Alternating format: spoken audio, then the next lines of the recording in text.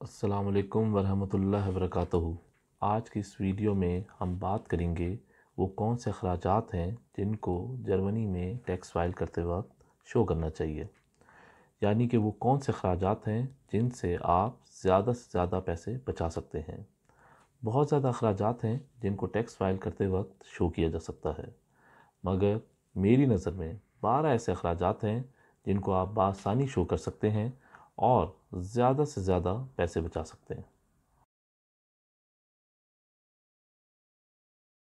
सबसे पहला पॉइंट है घर और काम का फासला। इसमें दो बातें हैं, एक डिस्टेंस और एक कॉस्ट।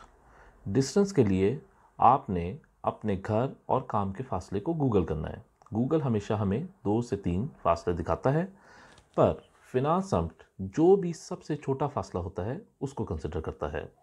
और दूसरी बात है कॉस्ट की।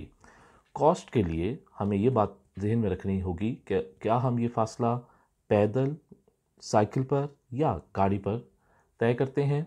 अगर हम इन तीनों तरीक़ों से ये फ़ासला तय करते हैं तो फिनांस सम्ट हर किलोमीटर के लिए 30 सेंट को कंसिडर करेगा। लेकिन अगर हम ये फ़ासला पब्लिक ट्रांसपोर्ट पर तय करते हैं तो फिर जो भी आपका माहाना या सालाना खर्चा होगा उसको आपने तहरीर करना है।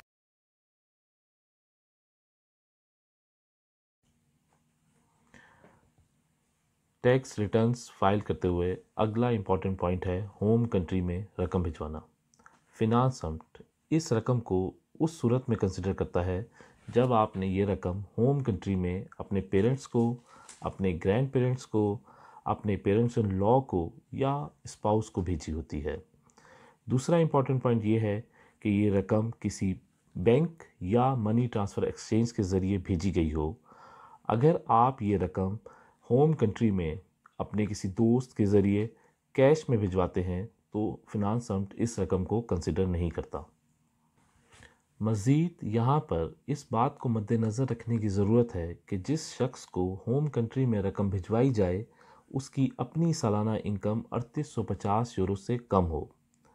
फिनांस सम्ट कभी कभार इस बात का सबूत भी चाहता है कि साबित किया जाए कि उनकी अपनी इनकम 3850 यूरो से कम है। इसके लिए आपको उंटरहार्ट्स इक्लेरुम के फार्मूला को भरवाने की ज़रूरत होती है। इस फार्मूला को हम मेंटेनेंस डिक्लेरेशन फार्मूला कहते हैं और ये वो शख्स जिसको ये रकम भेजी जाती है होम कंट्री से अपनी लोकल गवर्नमेंट के ऑफिस से अटेस्ट करवाने के बाद यहाँ पे भेजता है।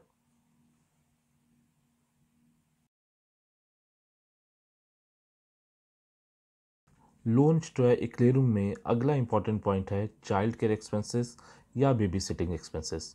अगर आपके बच्चे 14 साल से छोटे हैं और आप उनके लिए कोई बेबी सिटिंग एक्सपेंसेस या चाइल्ड केयर एक्सपेंसेस अदा कर रहे हैं तो लोनस्ट्रॉय-इक्लेरुम करते हुए आप इसको फिनांस सम्ट में शो कर सकते हैं। फिनांस सम्ट आपके इन अखराजात को कैसे कंसिडर करता है, इसको समझने के लिए मैं आपको एक मिसाल देता हूँ। अगर आपकी सालाना इनकम 30,000 यूरो है और आपका कोई एक बच्चा किटा में जाता है जिसके लिए आप माहाना 300 यूरो अदा करते हैं।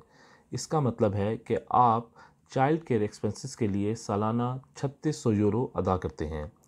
तो फिनांस सम्ट इस 3600 का 2/3 यानी कि 2/3 यानी कि 2400 यूरो को आपके एक्सपेंस के तौर पर कंसिडर करेगा।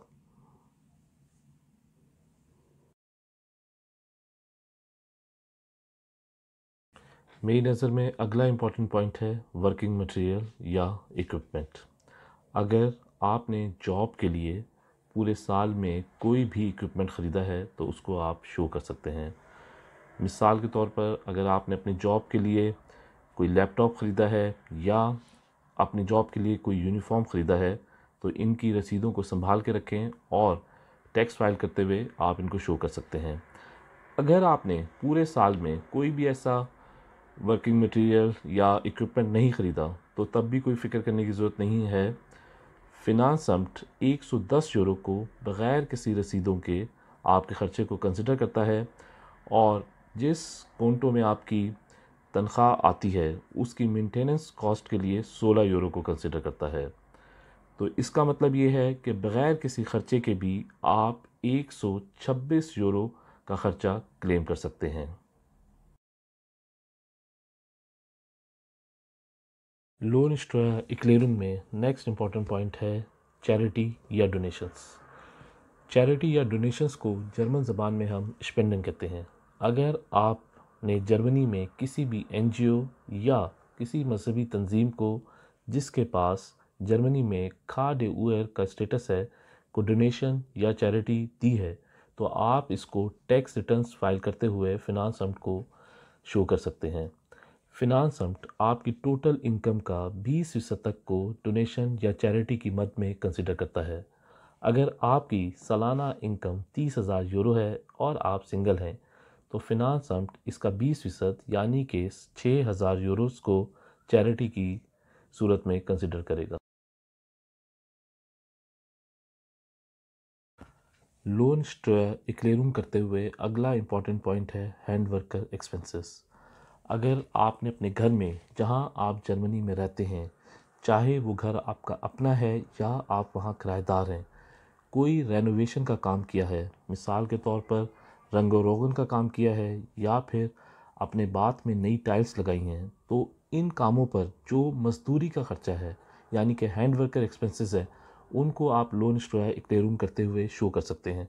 लेकिन जो मटेरियल का ख़र्चा है उसको आप शो नहीं कर सकते, और अगर ये एक रेनोवेशन का काम नहीं है बल्कि एक नई कंस्ट्रक्शन है, तो तब भी आप इसको शो नहीं कर सकते।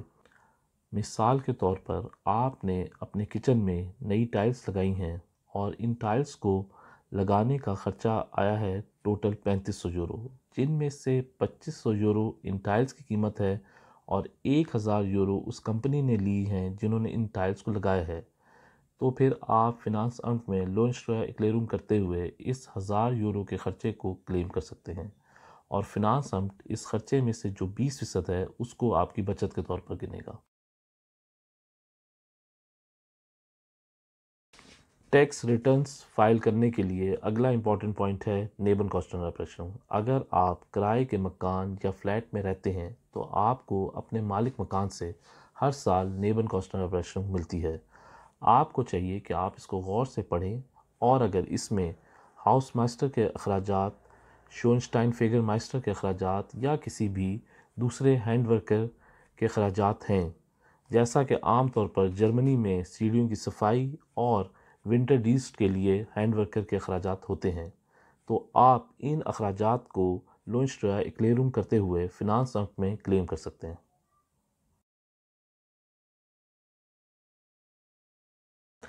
अगला इम्पॉर्टेंट पॉइंट है शिफ्टिंग। फिनांस अम्ट आपके घर की शिफ्टिंग को दो सूरतों में कंसिडर करता है। एक तो आपने जॉब के सिलसिला में शहर तब्दील कर लिया हो, या आपका घर से जो काम का फ़ासला है वो कम से कम आधा घंटा कम हो गया हो। इन दोनों सूरतों में फिनांस अम्ट जो आपकी शिफ्टिंग के ऊपर शिपिंग कंपनी के एक्सपेंसेस हैं या फिर उमसुक्स हेल्पर के जो एक्सपेंसेस हैं, इनको कंसिडर करता है। इसलिए आप इन रसीदों को संभाल कर रखें। नए घर के लिए अगर आपने नया फर्नीचर ख़रीदा है, फिनांस अम्ट इसको कंसिडर नहीं करता। लेकिन अगर आपने किचन में एक नया चूल्हा ख़रीदा है, तो फिनांस अम्ट इस चूल्हे के लिए आपके अखराजात जो हैं उनको 230 यूरो तक कंसिडर करता है। अगर आपके पास कोई भी रसीदें नहीं हैं, तो इस सूरत में भी आप शिफ्टिंग के एक्सपेंसेस को क्लेम कर सकते हैं। अगर आप सिंगल हैं और आपकी सालाना आमदन 30,000 यूरो तक है, तो आप बग़ैर किसी रसीदों के शिफ्टिंग का जो ख़र्चा है 800 यूरो तक शो कर सकते हैं। अगर शिफ्टिंग के सिलसिला में आपको 2 घरों का किराया देना पड़ा हो, तो इसको भी फिनांस अम्ट कंसिडर करता है। लोन क्लेयरिंग के लिए अगला इम्पॉर्टेंट पॉइंट है न्यू जॉब। चाहे आपने एक जॉब से दूसरी जॉब को स्विच किया है या पहली दफ़ा कोई नई जॉब ढूंढी है, दोनों सूरतों में जब आप नई जॉब ढूंढते हैं, इसके ऊपर जो अखराजात आते हैं, इसको आप लोन क्लेयरिंग करते वक्त फिनांस अम्ट में शो कर सकते हैं। जब हम किसी नौकरी के लिए अप्लाई करते हैं, तो हम अपनी एप्लीकेशन है उसको एक फ़ोल्डर में डालकर भेजते हैं। अगर आपने अपनी एप्लीकेशंस को इस फ़ोल्डर में डालकर भेजा है, जिसको हम Bewerbungsmappe कहते हैं, तो आप हर एप्लीकेशन के लिए 9 यूरो चार्ज कर सकते हैं। और अगर आपने अपनी एप्लीकेशन को बग़ैर Bewerbungsmappe के भेजा है, तो फिर आप हर एप्लीकेशन के लिए 2.5 यूरो शो कर सकते हैं। अगर जॉब ढूंढने के लिए आपको कहीं इंटरव्यू देने जाना पड़ा है और उस इंटरव्यू के लिए अगर आपको ट्रैवलिंग करनी पड़ी है, तो इन अखराजात को भी आप शो कर सकते हैं। अगर आपको इंटरव्यू देने के लिए कहीं दूर जाना पड़ा है और वहाँ पर आपको रात रहने की ज़रूरत थी, तो इस सूरत में जो वहाँ पर आपने रात गुजारी है और होटल में जो आपका एक्सपेंस हुआ है, आप उसको भी शो कर सकते हैं। अगर आपने नई जॉब ढूंढने के लिए किसी एजेंसी को पे किया है, तो आप इसको भी अपने एक्सपेंसेस के अंदर शो कर सकते हैं।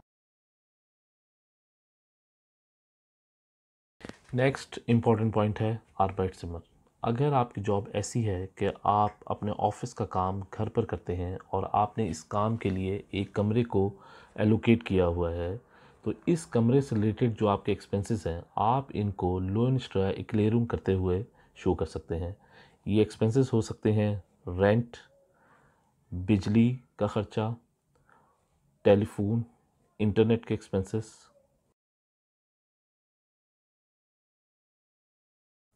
अगला हमारा पॉइंट है इंश्योरेंसेस और प्राइवेट पेंशन प्लान्स।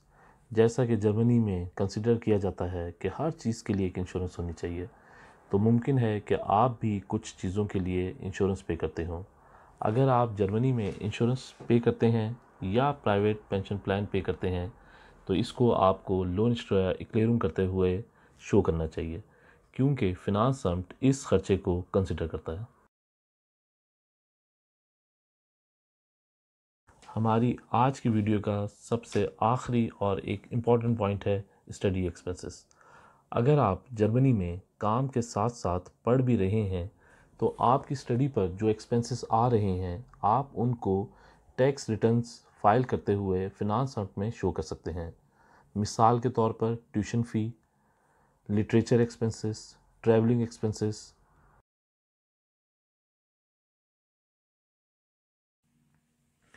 इस तरह हमारे 12 पॉइंट्स पूरे होते हैं। Lohnsteuererklärung करते हुए बहुत ज़्यादा अखराजात को मद्देनज़र रखा जा सकता है, लेकिन मैंने इन 12 पॉइंट्स को इसलिए शॉर्टलिस्ट किया है क्योंकि ये 12 पॉइंट्स आम तौर पर बासानी लोगों पर लागू हो जाते हैं। अगर आपका कोई सवाल है, तो आप हमें कमेंट में तहरीर करें या ईमेल करें या टेलीफ़ोन के ज़रिए रब्ता करें। अगर आपको ये वीडियो अच्छी लगी है, तो आप हमें लाइक करें, इस वीडियो को शेयर करें और सब्सक्राइब करें।